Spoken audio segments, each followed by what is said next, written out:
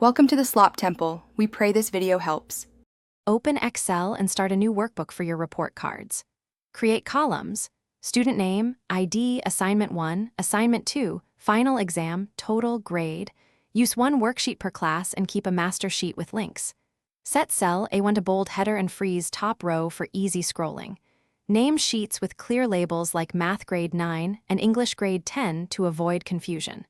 Save the file as XLSX and enable auto recover to prevent lost work. Enter raw scores as numbers and keep decimals for precise averages.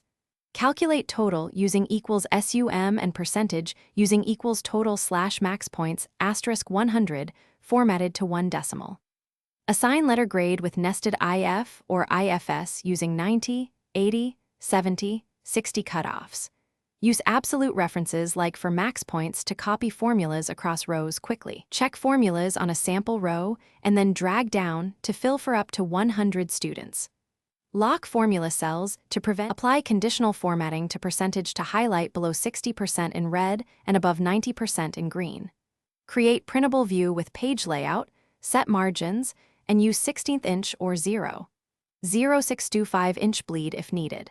Adjust column widths and wrap text to keep names and comments visible on one line.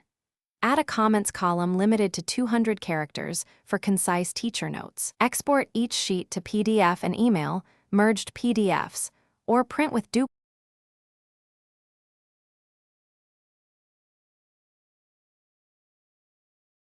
Thanks for watching. Consider subscribing if we helped you.